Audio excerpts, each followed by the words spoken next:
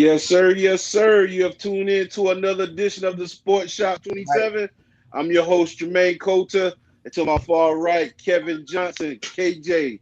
And in the middle, today's special guest, That's right. we have Clemson University. He's a Hall of Famer. He's the director of college sports Hey, got it. Hey, of come on. America and SID. His name is Tim Bourret. Great What's to be up, with you Tim? guys. Timber what's up? How we doing?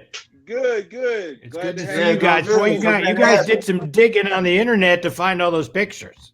Oh yeah, we did a lot of digging. Hey, It you was know a how we special do it. occasion. Someone who dedicated over Yeah, 40 years. We wanted to salute you today. man. Well, For the thank people, you. I really appreciate that. Mr. I know Clemson. you've had some great people on before, especially my man Bill DeAndre. He and yep. I have been great Indeed. friends. We worked together from 1983 to whenever he retired. I think in 2014, and Okay. then I retired in Okay. 2018. But glad to be with you. Thank you. Thank you. For the people that don't know you, let them know where you're from and a little bit about your background. Sure. Yeah, Right. I grew up in West Hartford, Connecticut, Okay. Connecticut. and my father had gone to Notre Dame, and so I kind of followed in his footsteps, and I went to Notre Dame, and I had a great time there. Was there as a student from 1973 to 1978.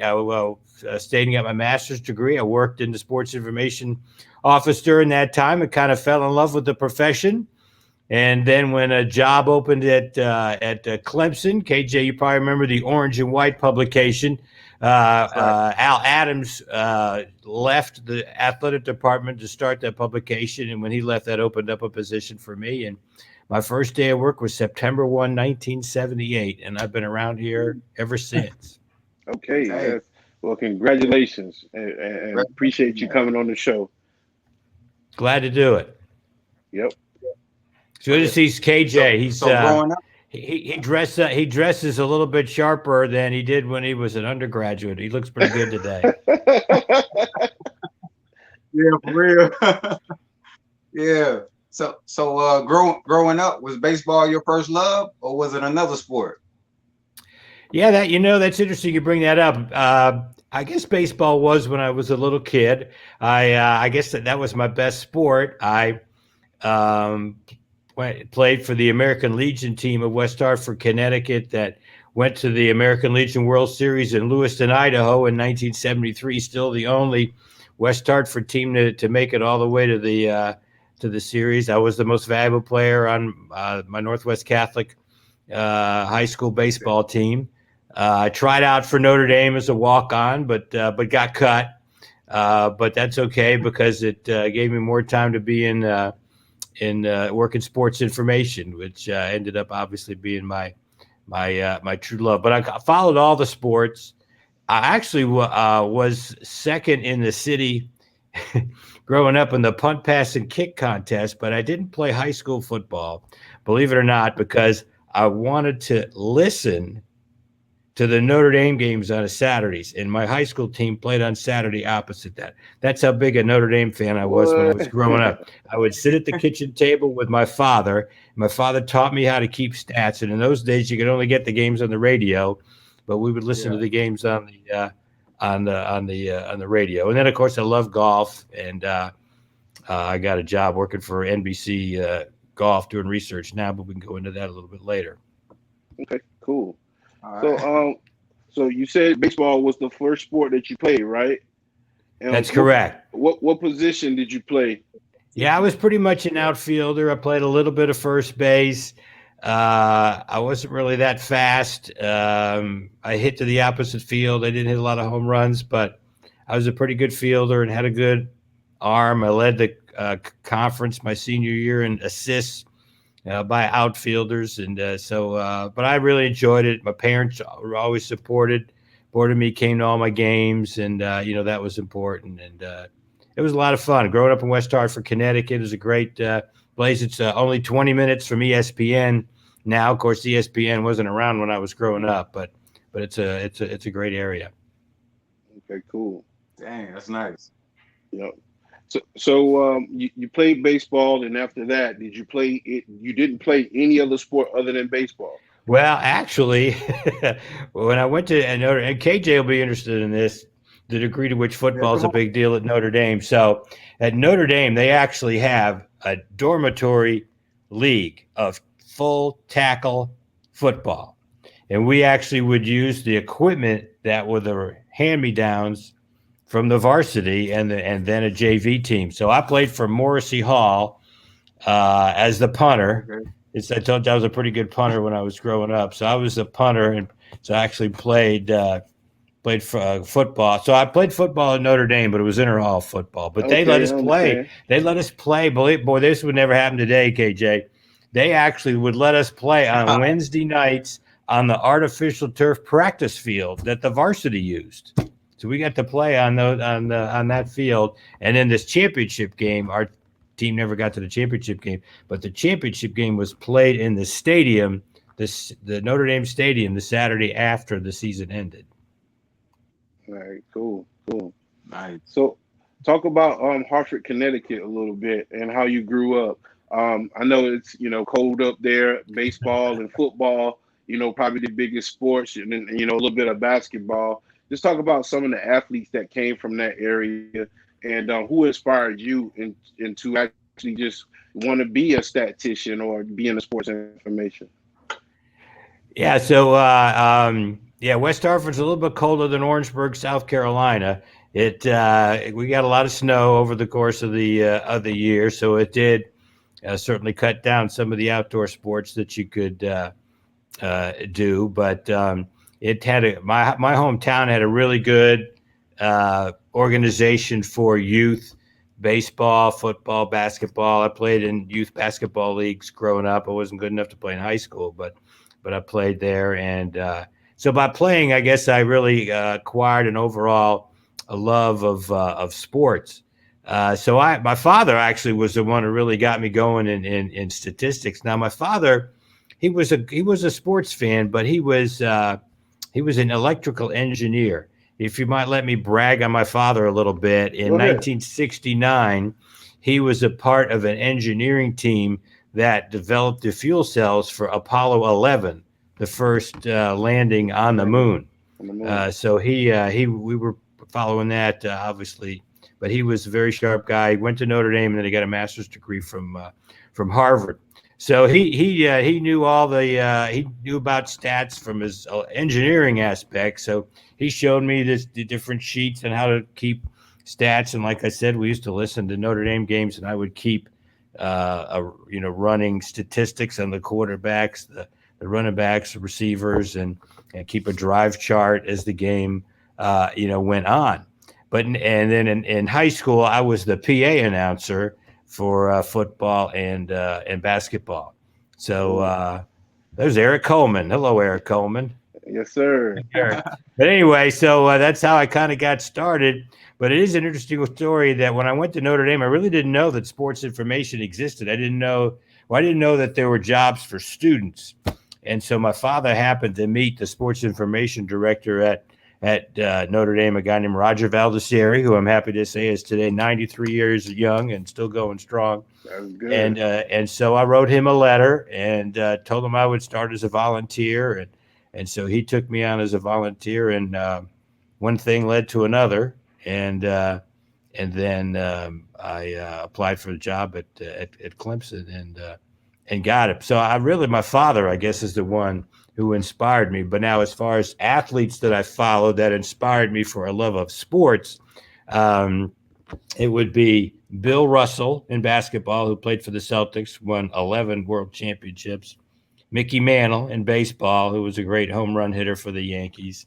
Arnold Palmer in golf, and then a quarterback that you guys probably never heard of named Y.A. Tittle. He was the quarterback of the New York Giants. Now, of course, all those guys were local except for Arnold Palmer, playing with local professional teams. And so I guess that's why I followed them. Was Y.A. Tittle the quarterback when Frank Gifford was running back? Yeah, very good. Yes, he was. His name was Yelberton Abraham Tittle. How about that for a name? And he Yep. took the Giants to the World Championship in 1961, and then they played for the championship in the '63. And Frank Gifford was on that team. Very good. I'm impressed with your knowledge of history there, Jermaine. That's good. Thank you. Yep. No problem. Go ahead, KJ. Did you get recruited in baseball coming out of high school? No, it wasn't that good. Interesting, interesting you say that. So we went to I went to that American Legion World Series, which was after my senior year of high school, which would have been a time if I was going to get recruited, I would have been recruited. And so I happened to see that there were a lot of pro scouts because you obviously get drafted out of high school. So there were a lot of pro scouts at that American Legion World Series. Dale Murphy, who went on to fame with the Atlanta Braves, played in that American Legion World Series, by the way, out in Lewiston, Idaho. Yeah. And so anyway, I happened to get a copy. I see a copy of, they had little scouting reports on all the players on the team. And mine just said, has no interest in playing professional baseball, going to Notre Dame. That was it. Don't bother with this guy. Hey, that's good because you get to get those assists. That's what I was going to do. In fact, right from that, we played in Lewiston, Idaho, and we flew from West Hartford, Connecticut to Idaho. So we felt like we were the Yankees going to the West Coast. But school was starting at Notre Dame while we're out in Idaho because it was later in August. So I actually went straight to, my parents picked me up. They drove all my stuff out from Connecticut to Indiana, and then they picked me up at the Chicago airport, and I went straight to Notre Dame from Idaho. South It was Bend. a fun time. Yes, sir. So talk about your first day at South Bend. You're there as a freshman. You get on campus. Who's the first person that you that actually take you in and say, "Hey, welcome to Notre Dame"?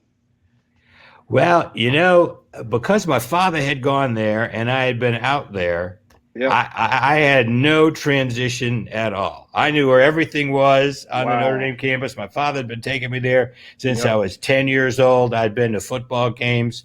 So, when they dropped me off, I mean, obviously I met my roommates and actually you talk about recruiting, KJ, I actually kind of recruited people from my high school to go to Notre Dame. And my father actually was the guy who would go to high schools in the state of Connecticut and represent Notre Dame at college nights. And so 7 other people from kids from my high school in Connecticut, Northwest Catholic, went to Notre Dame with me, which is probably still the most it's ever gone in 1 year from high school in Connecticut. But so I had a lot of friends to start with, and then we lived in a dorm, and I made friends, with all those people. Now, of course, I was into athletics, even though I wasn't working in sports information then. I picked a really good time to go to Notre Dame. My first year, 1973, Notre Dame won the national championship, beat Alabama 24-23 in the Sugar Bowl on New Year's Eve. And then 19 days later, I was at the game that Notre Dame beat UCLA in basketball to end UCLA's 88-game winning streak, which was just, amazing. That was one of the great events in the history of college basketball. Bill Walton. Yeah, Bill Walton to Kareem Abdul-Jabbar. Yeah, 88. that's right. Right. Yeah. Those were great teams and great players. So, and so that was a great season. Notre Dame ended up won the national championship in football and finished in the top 5 that year in basketball. So that was a pretty good freshman year. And then after my junior years, when I discovered that there was sports information positions for students, and that's when I got involved there. And then I stayed for grad school, and my graduate school year was the 77-78 academic year. And Notre Dame won the national championship again in football and went to the Final Four in basketball. That was the first time in 30 years any school had done both of those in the same year. So I've been really fortunate to be around winning programs. When I was a student, Notre Dame won 2 national championships in football, and of course, since I've been at Clemson, we've won 3 national championships at Clemson. Lou Holtz was the coach at the time. No, actually, Ara Parsegian was the coach when I started in 1973. And then Dan Devine was the coach for the second national championship. Coach Holt started in 1986, and All right. stayed until 1997. So, They went to the yeah, and Carolina of course, Gamecocks. he was when you were playing KJ. He was the coach at South Carolina Yeah. That's right. against us. So talk about going to school and the big frenzy with Joe Montana on campus at the time. He's the real big reason why y'all won the second national championship, I believe. Going into the later '70s, you probably was in grad school at the time. Talk about that surges. Yeah, well, I actually got to know Joe Montana because I worked in the sports information office, and obviously we set up a lot of his interviews. But on top of that, his first wife was a secretary in sports information. They had met in high school when he was in high school in Pennsylvania, and he was from Monongahela, Pennsylvania, and she was a cheerleader for a rival high school. And that's somehow how they met. And so then they got married after his freshman year, if you can believe that, in 1975, January of 1975. And then she got a job in the sports information office. So she was like the first person I met in sports information. So, Wow. with So funny story. When I worked there in the summertime, uh-huh. obviously, she would drive to work and Joe would come for class. But when I ran, and his father was a car dealer in Pennsylvania, so he Uh-huh. had a white Trans Am, which at the time was like the hottest car Car, yeah. going. So, but when I had to run errands on campus, she would let me borrow the car to drive on campus. And one time I'm driving along and there's Joe walking to class, and I just honked the horn and waved at him because I was driving his car. What did he say? Did he mean mug you? He just kind of stared at me. He wasn't sure. He wasn't sure who it was. He was hoping somebody hadn't stolen his car. But then he saw me and he knew I was because we really the everybody worked in sports information, was close with his wife's name was Kim, and I'm still good friends with her today. And so we used to go over on Sunday nights and have pizza, at their house. And Joe, hung out with us obviously at the house. He in the in August when the media guides would come in, and we had to stuff 2,000 media guides to send out to people who bought them. I mean, he used to come in and help us stuff the media guides. But he was so competitive. He would set up like a race to see who could stuff the most media guides in a minute. It just kind of showed me how competitive he was in everything. So anyway, but I got to do a lot with him as far as setting up his interviews and things like that, and especially during that exciting 1977 season. All right, cool. Go ahead, Yeah. KJ. So growing up as a Notre Dame fan, what led you to Clemson? Well, a job. I'll be honest. Yeah, so when I graduated from grad school at Notre Dame, they didn't have a position for me there. So like anybody else, I applied for jobs at various schools, and because Notre Dame had done so well, I got a lot of people contacted back to me to talk to me, to interview, and so in August I had an interview at Kansas State and at Clemson. Oh, And so I first went to Kansas State, and at this point, I was ready to. I really love sports information, and I was ready to go just about anywhere. I would have loved to stay at Notre Dame, but it wasn't an opportunity. So anyway, I go to Kansas State, and I interview there, and so they call me back, and they say, "Well, it's between you and a guy named Craig Thompson."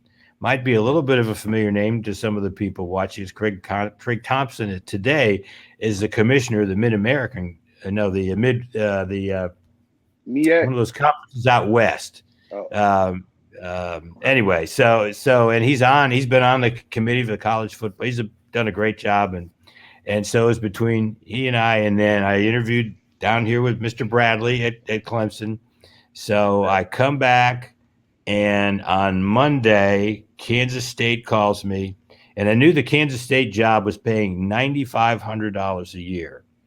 And so they picked Craig Thompson. So I didn't get that job. Well, 2 days later, Mr. Bradley calls me and offers me the incredible sum of $12,800 to come to Clemson. I'm So coming. I said, I mean, I'm the luckiest guy in the world because I would have taken a job to get started. So I got the job at Clemson and came down to work for Mr. Bradley. Now, I had gotten a free visit to Clemson the previous fall. In the fall of 1977, the year Notre Dame won the national championship, they actually played at Clemson. You might have heard of that game, both of you. And it was a thrilling game. Notre Dame came back to win 21-17. But I got to see what Clemson was all about. And it was a great atmosphere. And now KJ, in those days, the stadium only held 53,000, but it was packed. I vividly remember when I was with on the team bus. We actually, in those days, you could drive the team bus right next to the visiting locker room, so you could actually drive next to it, and you could see the hill. And 11 o'clock in the morning, the hill was packed for a 1 o'clock game, and people were just going crazy. So, boy, I saw that these people really cared about football. At the time, really, all I knew about Clemson was Tree Rollins. He was a great basketball player at Clemson when I was in college. I kind of knew about Steve Fuller, but not as much. And then obviously after that game, I sure did because it was a great game. So I knew a good bit about Clemson. I knew it'd be a great place to start my career. Correct. Yeah, so you started off on radio. I started out as the sports information director. I might just say some people tuning in, maybe, what does a sports information director do? Well, we set up all the interviews. We do all the press guide. If somebody from the Orangeburg Times and Democrat wants to talk to KJ or Woody Dantzler or whatever, I'm the person who facilitates the interview, and we do that for all the coaches. We talk to the players about trying to give them help in preparation for their interviews. We do a lot of writing. It's a lot of math, and it's a lot of English. We write the stories for the program. We write all the releases, the weekly press releases, the things that help the media prepare for their broadcast. Now, the radio part of it, I actually started doing basketball. My first year, I actually got to do 2 games at a tournament out in El Paso, Texas.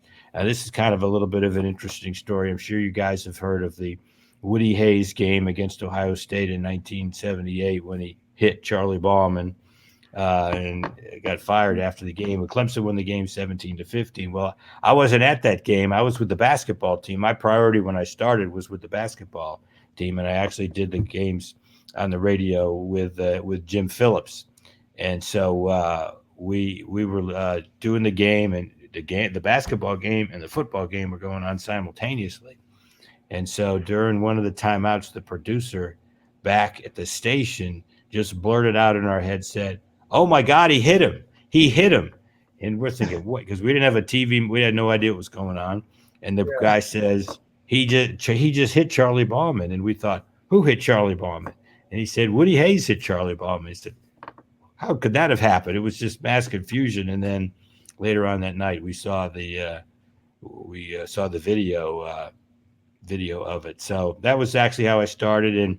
But then I started doing basketball games, all the games in 79, 80. And then I did the football games from 1980 to 1988 when I was still Mr. Bradley's assistant. And then when Mr. Bradley retired, it was too much to go into the to do the radio and be the sports information director. But now after I've retired, I've gone back to doing football and basketball. I've actually, one of the pictures you showed at the beginning, I've actually done over 1,000 Clemson basketball games over the last 40 years, which has been been a lot of fun. Yeah, so it's been a lot of fun. So you came to Clemson at a time when they had a bunch of great players and they're on a surge to a national championship. You just left Notre Dame winning a national championship. Talk about working and being an SID at the time with Homer Jordan, KD Dunn, all those guys on the Ray 1981, Williams. Ray Yeah, Williams. Ray Williams came Yeah, a little bit after that, but you're right. Um, After that, yeah, it was a great time, and I've been very fortunate. I was at Notre Dame at a great time, and then came to Clemson. In fact, so I was at Notre Dame in '73, won the national championship. '77 won the national championship, and then '81 won the national championship. So I thought I was supposed to be with a national championship program every 4 years. But then it took another 35 years for it to happen, and I figured out those national championships are hard to come by. But either when you think, go yeah. ahead. either that, or you had a 4-leaf clover in your Yeah, pocket that's everywhere you right. went. 4 for 4 for 4. Yep. So, if you look at the stadium and the people in the Ring of Honor in 1978, boy, there were a lot of those people in the Ring of Honor were there either playing or coaching or whatever. But, the recruiting class of 1978 had Jeff Davis and Terry Kennard. Yep. Now, here's a little bar bet fact for your people watching that. That's the only recruiting class in ACC history that's had two people who have gone into the College Football Hall of Fame from the same recruiting class. So, and also on the team, of course, was 78 team was Steve Fuller and Jerry Butler, who are both in the Ring of Honor. Danny Ford ended up being a coach at the end of that season. He's in the Ring of Honor. And of course, the sports information director, my boss at the time, was Bob Bradley. He's in the Ring of Honor. So it was a great time. And what was special about it, guys, was the fact that, Clemson had such a dry spell for a number of years. Yeah. We went from 1960 to 1976 without Six. going to a bowl game. Yep. 17 seasons. So when we finally went to a bowl game in '77, that was a big deal. Mhm. And so and then we just kind of carried it on from there. I actually went to a bowl game, I think 14 straight years after that. But so it was really a great time. Things were seemed a lot simpler than they are Now, today. We didn't have as big yeah. as staffs. When I Yeah. look at the amount of people who are on the football staff now versus the way it was then. But nobody dreamed to have the positions that they had. Nobody thought about having an analyst. There were grad assistant coaches, but the strength program was just starting to get going about that time. We had a guy named George Dostal who started right about that time, and in 1981 it kind of started becoming a big deal, strength training. But today we got 6 or 7 guys who are full time in that position. We had just one, back then. So it's really grown up a lot. Cool. So for being a man behind the camera and seeing recruits come in like William Perry, Michael Dean Perry, guys are like that. What was the pedigree for Clemson to keep that strong defense to come in the beginning of '81 all the way up until '88, '89? Well, when you look at the history of different schools and different programs, you can see why, they talk about what their history is with their student athletes. And, the Perry brothers really are two of the foundation guys for that defensive line. And we see the great traditions we see of the defensive line today. Before William Perry was Jim Stuckey and a guy named Archie Reese, who both played on the 49er team that won the Super Bowl in 1981. People forget that a team with a lot of Clemson guys won the Super Bowl in 1981, in addition to us winning the national championship in college. Dwight Clark. Yeah. And Jeff Bryant was another guy who was terrific as part of that tradition. But William Perry, he kind of brought the bar a different level. He was one of the terrific athletes that I can remember, especially for his size. I mean, I saw him. I remember there was a rumor around that he could dunk a basketball. His freshman year, I mean, he was a 305 pound. That's what we listed him as in the press guide, 305 pounds. today, that's what your average is going to be across either defensive or offensive line. But in 1981, that was just huge. I think the offensive line on a national championship team averaged just 240. That was it. And so you got receivers who were 240 today. But anyway, so William was kind of looked at as a freak of nature, an athletic freak. And so he had a great personality. He was great doing interviews. And so, anything about it, boy, if we had social media then, he would have really exploded. He name, image, and likeness. He'd have made $1 million a year off name, image, and likeness. Of course, he did when he went to the pros with the. He would have got recruited and got 6 figures at Clemson now with the NIL. There's no doubt about it. He was so gregarious and outgoing and just a great fun-loving guy. But I do remember the summer after his freshman year, and of course we had won the national championship, and so he got a lot of attention. And so I remember Sporting News had heard that he could dunk a basketball. He was 6'3", 300 and whatever pounds. And so I went over to him one day and said, "Hey, Sporting News wants to send a photographer and shoot your picture dunking a basketball. Can you dunk a basketball?" He says, "Oh yeah, I could do that." So I took him at his word, and we went somewhere outside on campus actually, with the photographer, and standing right under the basket. He didn't have to run or anything. He would do it.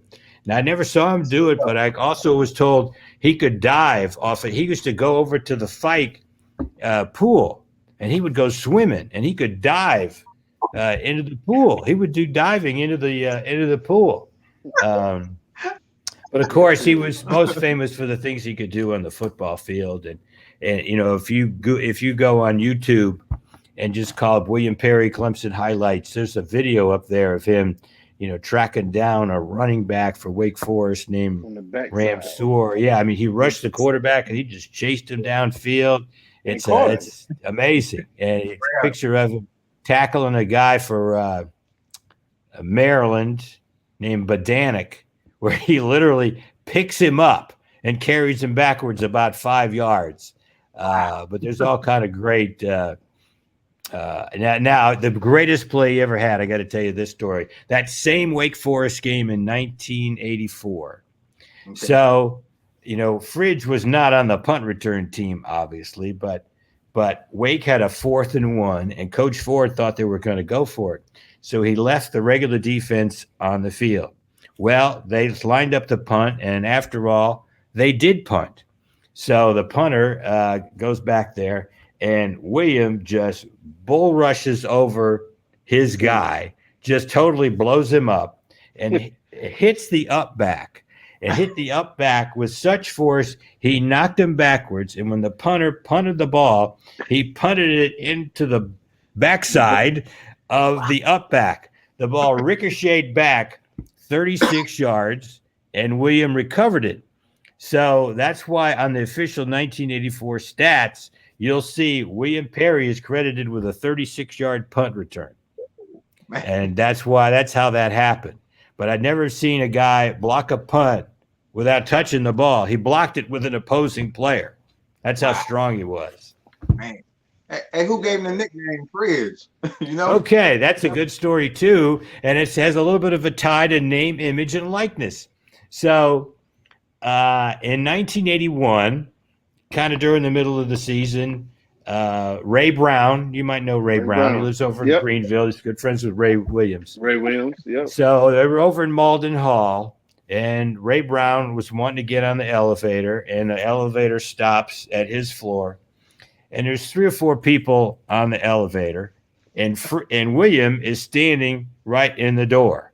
And I mean, of course, he's huge. There's no room for Ray to get on. And so Ray looks at him and says, "William, you're so big. You're as big as a refrigerator. We might as well have put a refrigerator on this." But he actually did not say refrigerator. He said, "We're going to call you GE because you're as big as a refrigerator." In other words, GA stood for General Electric, which is a corporate name. Yep. So Ray Williams actually told the story to one of our student assistants named Jeff Rhodes, and he related the story to Mr. Bradley. So Mr. Bradley wrote about it in a notes column for the next game, but then the compliance people said you can't use GE because he's promoting a product. So Mr. Bradley changed it to the fridge. He actually changed the nickname so it would be generic and we could use it in his promotion. So that's kind of how it came about. Now today, if that happened, I mean, William would add a contract making all kind of money promoting General Electric. Yeah, man. Yeah. So you go into the 90s. You go in at is it Tommy West? Tommy West started in 1994, yes. Yeah. So you go into that era. You're doing the option wing tee. I can't remember what offense you guys were in around Nealon Green's era. Raymond Priester. Talk about that era a little bit. Yeah, we actually ran the ball more so with Ken Hatfield before. He replaced Coach Ford in 1990. And from 1990 to 93, we ran a lot of wishbone, a lot of option, and we were kind of a balanced running team. Now, Tommy West wanted to throw the ball, and he did throw the ball more. Nealon Green was a pretty good quarterback and went on to have a nice career in Canada and with Saskatchewan. And so, but he did have a pretty good balance with Raymond Priester, who became our all-time leading rusher until this past year record. So he held the record for over 25 years. So he was a terrific player. And we had a receiver named Tony Horn during that time who was good. But Nealon was a really good player. Took us to over 20 wins during his career. We had solid teams. We'd win 7 games and go to bowl games. But then in 1998, we had a tough season. Ended up 3-8, and so there was a change made, and Tommy Bowden came, and of course that's who coached KJ. That's right. So and he really changed things to a more of a passing game and to what we see today. Yep. Now that said, it's still nothing like we have today. I tell every time I see Woody, I say, Woody boy, if you were around now, you were born 15 years too early, because he would have been awesome in this. I mean, he might have been Deshaun Watson and Taj Boyd and had numbers like that. I mean, Woody was the first 1,000 quarterback in college football history, as it was. 2,000 yards passing and 1,000 yards rushing in 2001, and he did it in he did it in 11 games. He obviously had a bowl game after that, but he did it in his 11th game against Duke at the end of the season. Yeah, you remember that game, I'm sure. KJ started 8 games on that team. Was a big part of the secondary with Coach Reggie, with the wild man Coach Reggie Herring. Shout out to Coach Herring. Yes, yeah. Rest in peace, Bobby Bowden as well. Yes, good that you. Now, I did want to make a point. You bring that up.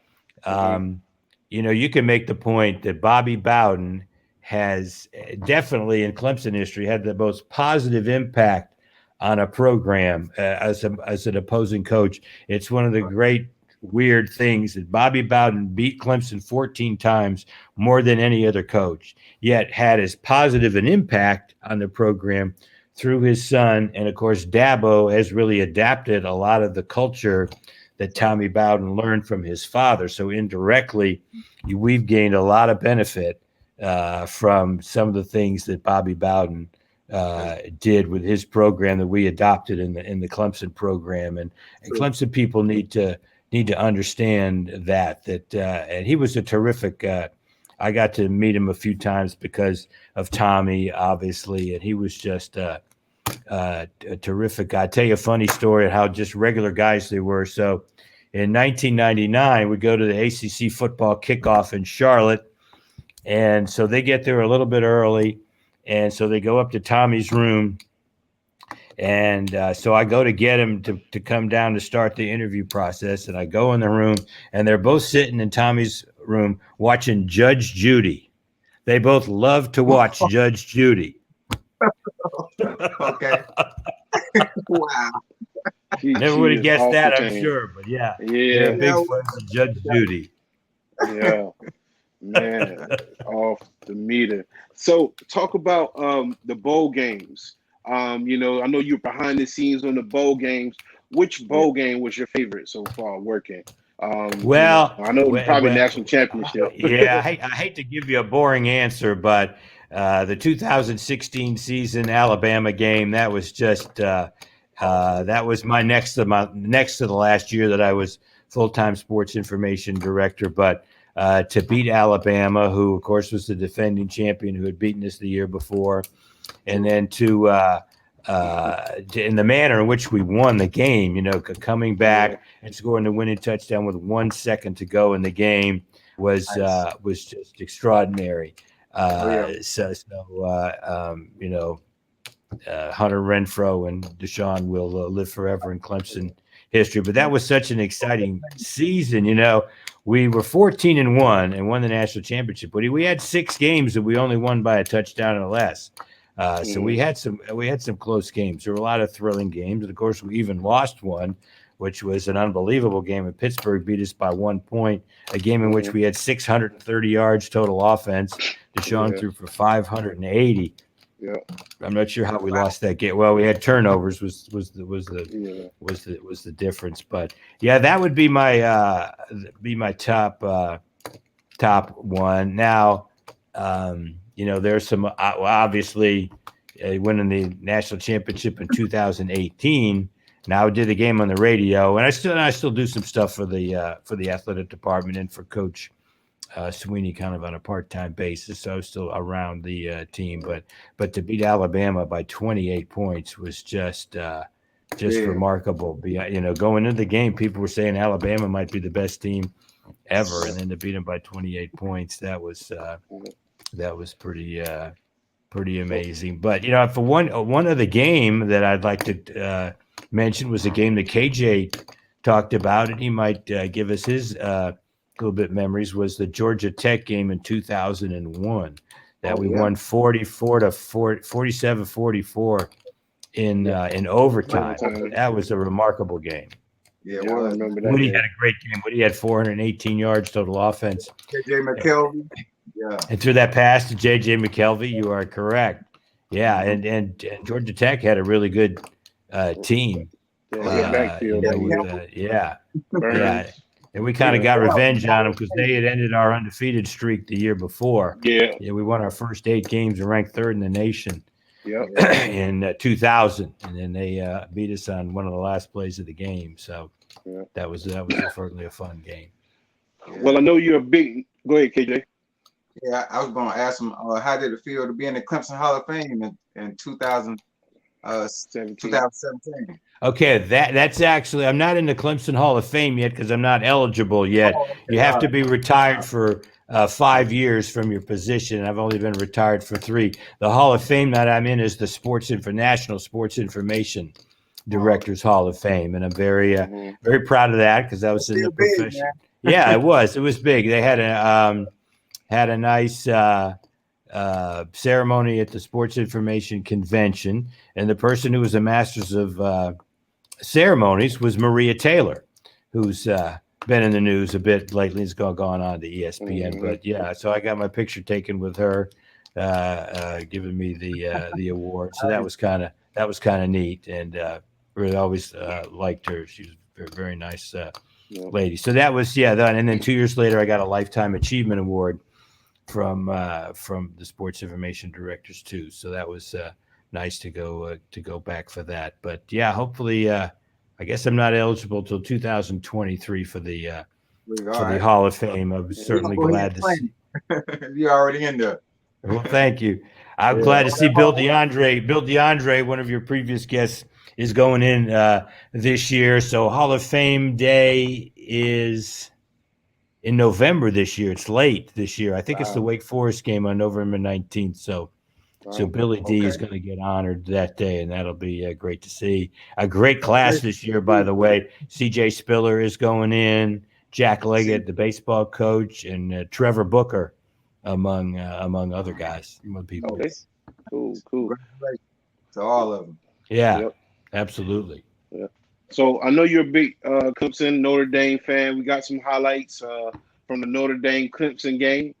We go check it out real quick. And, Okay, sounds good. At the time, Notre Dame was undefeated. So we're gonna go ahead and roll that clip real quick. Go right ahead. All right.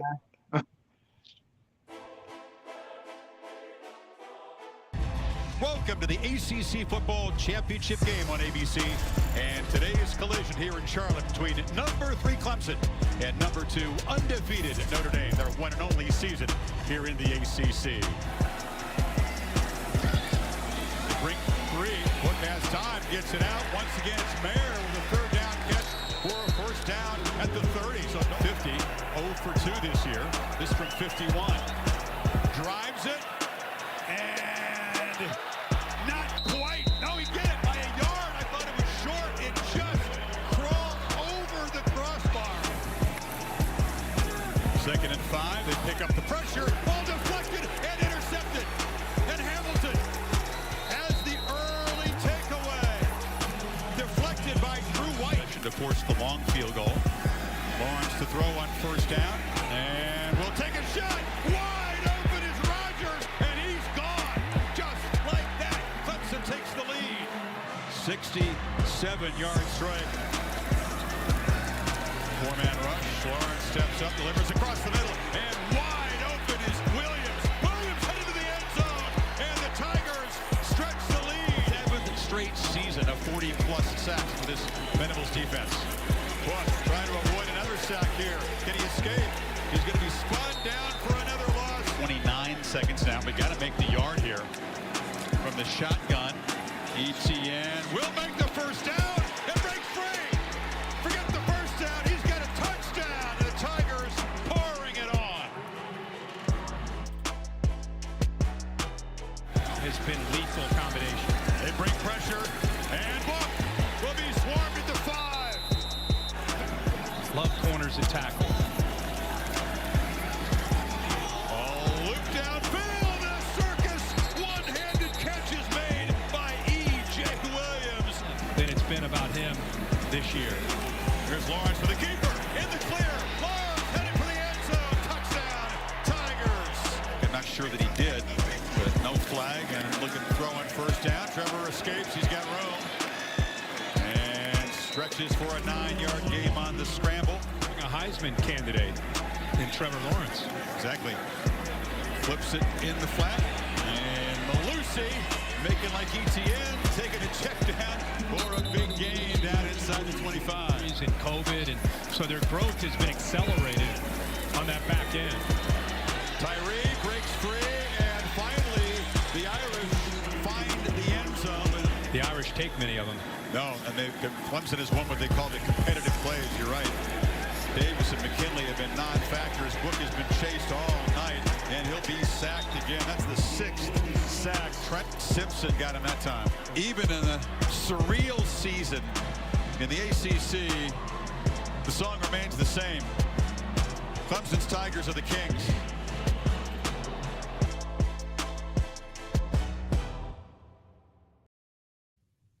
Yeah, man. I'm ready for sir. We back. Yeah.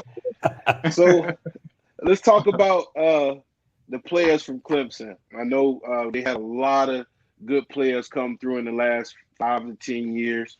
Who was your eyeball test? Who's your top 10 favorite players from Clemson? Well, I'd have to start out with C.J. Spiller. Okay. CJ and I kind of had a special relationship because he was a guy we really promoted for the Heisman Trophy. Unfortunately, we lost 5 games that year, and that kind of, before the voting, it's kind of held him back a little bit. But boy, what a terrific player. So exciting. 21 plays of 80 yards or more in his career. Travis Etienne is second with 10. So nobody has even half as many as CJ has done, and I'm so proud of him that he's now in the coaching staff, and I think he's going to do great things, on the coaching staff. Boy, there's so many good ones and so many, recent ones. Also, Steve, I'm going back to Steve Fuller, back my first year. You always kind of remember, your early years, your first years. Steve Fuller certainly would be on that list. What a great student athlete he was. Had 1B in his academic career. Of course, they say that, and a lot of the other players say, "Yeah, I only had 1B too. I didn't have any A's." But Steve Fuller had all A's except for 1B. He had a 3.97 grade point average. Jeff Davis is certainly on that list, and of course, he's continued to come back and be a great asset to Dabo Sweeney's staff. And now Woody's got to be on there. Woody could be cantankerous when it came to me trying to get him to do interviews. You probably know that, KJ. But there was something about him. I still just love the guy, and still do this to this day. He's just a great guy, sharp guy, and was such a and he was such he would be right up there as far as excitement goes. With Antoine CJ. Edwards? What's that? Antoine Edwards. Yeah. Antoine Edwards. Oh yeah. Absolutely. Yeah, absolutely. He was first rounder, a terrific defender. I'd have to say Wayne Gallman would be up there. He was running back. I guess I'm going to be a little bit partial to the guys who were great doing interviews, who made my job easier. Wayne was one of those. Terry Kennard in the College Football Hall of Fame would be up there.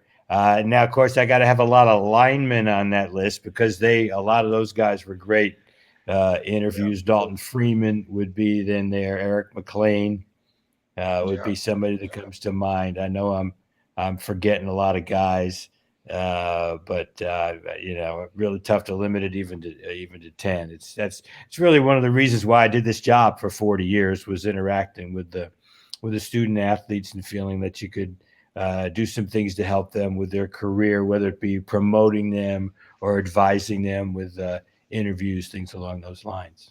Yeah, man. Good job. Real. So what's the most exciting play you've seen in Clemson University? Any sport. Yeah. Oh, in any sport. It's still got to be the pass to Renfro for the touchdown. I know that's pretty obvious. So let me think of some others. Another one would be Greg Buckner's dunk to beat North Carolina in the ACC tournament. That was in 1996. That's still the only time we've beaten the Tar Heels in the ACC tournament. And along those same lines, Amir Sims hitting a three-pointer that ended up giving us the win to finally beat North Carolina for the first time in basketball in Chapel Hill. That would certainly have to be up there. And personally, I'm a big golf fan and loved Larry Penley's program. Being with the team when they won the national championship at Oklahoma State in 2003, that would have to be up there also. Got a question for you. You talked a lot about Clemson and a lot of players, but there's one player that I know that you witnessed that played against Clemson that's the greatest athlete of all time, and his name is Michael Jordan. Talk about watching him play against Clemson in his college days and what you thought of him at that moment. Well, of course, Dean Smith kind of held him back a little bit. He didn't average 20 points a game there, but but he was obviously you could tell he was a great player. He was such an exciting player, a dynamic player. Whenever they needed a basket. Now, I will tell you one funny story about him. His freshman year, we're playing North Carolina in Little John Coliseum. And in those days, I guess the configuration was still that way when you were in school, KJ. We had the bleachers right underneath the basket, and they went almost up to the end line. It was just a few feet from the end line. So Michael Jordan goes diving into the student section to save a basketball, which he did. So he's turning around and he's heading back up floor, and a student grabs his shorts and holds him and keeps him from going back on the court. Now, to Michael's credit, he didn't go crazy. He kind of turned around and just laughed at the person, and they obviously let him go.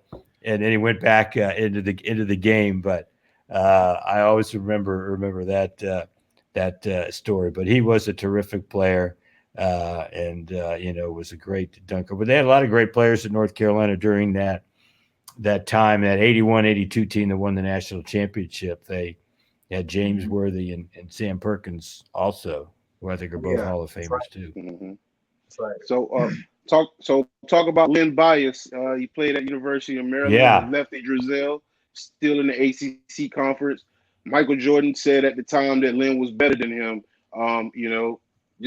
Talking after he retired basketball. Let's talk about that matchup a little bit and how impactful he was during that time in the ACC and first round draft pick. Oh yeah, he was. I guess he was the third. Was he the third pick? I know he was picked by the Celtics early. Yeah. And he was a terrific. He really could do anything. He could go inside and he could go outside. He could, he didn't shoot the three as much, but the way the game is today, he would have shot it a lot more, I'm sure, today. But there were a few games that, of course, Jordan played against him. And I do remember, and they should play it more than they do. I've seen at least once that they replayed one of the games up at Maryland when Jordan played against Bias. Now, the most famous game that Bias had against North Carolina, though, was the year after. I believe it was the year after Jordan had left. And it might have been the first game that North Carolina lost in the Dean Center. And it was a famous flurry where Bias stole the ball in the backcourt. He scored a bucket. I think he scored a bucket on a dunk, and he stayed in the backcourt and stole the ball, then grabbed it and went up and dunked again. He had like 2 dunks in about 5 seconds. And that was a terrific performance. But yeah, he really could have changed the dynamics of the Celtics heritage. They went a long time without winning the World Championship when Bird got a little older, and of course Bias was going to come in and take that role. And he would have just been a terrific player. He could jump out of the gym. He was just so fundamentally sound, and he was a great player. A lot of great players in the ACC during those times. Guys didn't just go pro after 1 year. They stayed at least 3 years, and a lot of them stayed 4. Ralph Sampson stayed 4 years. I think Perkins stayed 4 years at North Carolina. There are a lot of great players that it's too bad a lot of those guys we have one and dones today. It's taken a little bit away from the heritage of college basketball. Yeah. Well, I got a clip, man. You got an early retirement gift from Dabo Swinney. Okay. Check that out a little bit. Yes. All right, cool. Yeah, notice what side I'm on here. Good looking. You get to play a lot of golf. I'm John Stats down there. Be careful. No, man, don't get in front of him. Watch it. Get run over you. Hey, now look. You can have it on slow mode. Slow mode. That's a turtle. Yeah. Or you can have it on Jacoby mode. That's a fast. You got your lights. You got your phone charger. You got a phone charger. Yeah. You want to go, jam on music or something. You got your lights. Same way. You all set. Notice the tires, didn't you? All right. All right, let's check it out. Let's see what we got. Got some heat up in it now.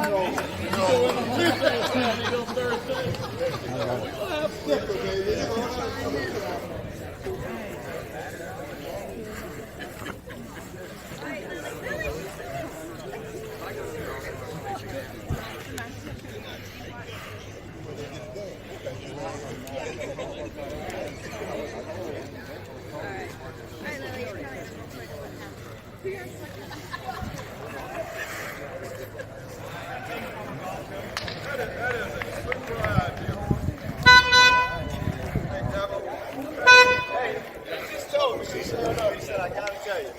He said, a lot of people out here on the street have a cart like this. got to tell you, I have always wanted.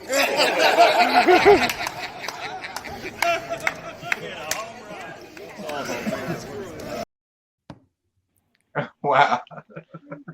Yeah, Wow. man. He could not have picked a better retirement gift for me. Of course, I love to play golf. I live on a golf course, but I mean, that tells you all you need to know about Dabo Swinney, from his thoughtfulness, and to put a Notre Dame sticker on the front of that with the Clemson sticker was just pretty good. But to tell you how that happened, so he wanted to have a little retirement party for me with the media and the football staff, and so we did it at the outdoor, the complex. And so another person started speaking or saying something about me. And so then he introduces Dabo, and Dabo's not there. And so, everybody's kind of looking around, where's Dabo? Well, he came from around the corner of the building driving that cart, and he's honking the horn. And I just thought he was making a grand entrance. And then he came around the corner, and I saw that Notre Dame sticker on the front of him, and I said, that cart's for me. Yes, sir. Nobody else, man. Nobody else. But that was so generous of him, and I've put it to use the last 3 years. In fact, yesterday I don't know if you guys know who Fluff is. He was Tiger Woods' first caddy, and his daughter's coming to Clemson as a freshman. Okay. Wow. So he came over, and we took him golfing yesterday, and we used that cart, so we had a big time. Cool, man. Yeah, no problem. Well, we appreciate you coming on. Go ahead. I'll be up there Saturday, man. Might need to try it out. Are you going to be coming Saturday?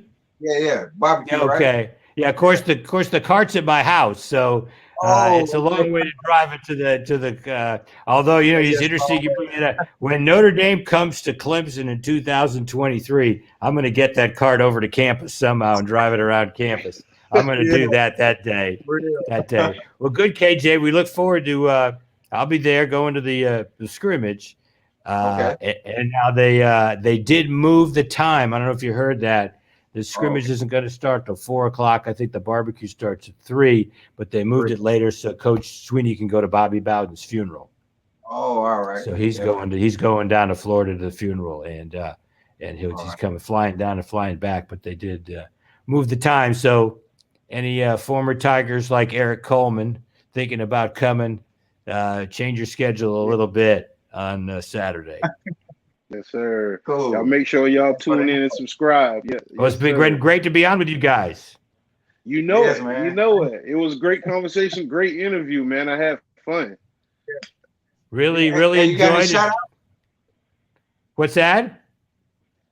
I was asking, do you have any shout outs before we head out? Anybody want to shout out to? Any shout outs? Well, again, I guess coaches. I certainly shout out to we just showed Dabo. Certainly he would be one. And again, I want to congratulate Bill DeAndre going into the Hall of Fame, and just a shout out to all the former players. And I'm glad you're doing this. I do some things like this with Wayne Buckingham with basketball, so it's fun to. Glad you got this going too. So. Send me these links when you're doing it, and I got 22,000 followers on Twitter, so I'll pass it on. All right, we appreciate that so much. Most of them are Clemson fans too. Yep. There's a few Notre Dame people in there, but that's all right. We can weed them out for this. Any advice for the youth or anybody that wants to get into sports information or sports information director? Any advice? Yeah, I'd say, the biggest advice, and of course this could go for everybody, math and English. Study your math and English when you're a kid. Sports information, a lot of it, we were writing, and it's records and stats and stuff like that. So math and English. Do well in your math and English. Of course, that can help you in a lot of things that you're going to do, but especially sports information. Especially sports information. Yes, sir. Well, we appreciate you coming on the show. Just like I said, is there any links or anything you want to, shout out to the public and let them know where they can follow you at? Yeah, on my social Twitter's media? at Tim Bourret is my regular Twitter handle, and like I said, I got a lot of people on there. So, but I do a lot of tweets, and mostly stats and records and things like that. People seem to enjoy it, so glad to So do it. I'm looking forward to tuning in the next show just to see KJ's outfit. All right. I'm trying to tell you. my man. Yes, Hey, sir. Notre Dame style, baby. Yeah, he's a little bit. He's got a little green and gold going there. That's Yeah, right. That's just a right. little off. Yeah, You know, a I little want to bit. put a little bit Yes. of money brand in there. That's right. Yeah. No, looks good. Looking good. Yeah. Well, I enjoyed it, you guys. Good to see Thank you. All right. Well, you guys, you have Yeah, tuned you into too. another edition of the Sports Shop 27. I'm your host, Jermaine Coulter.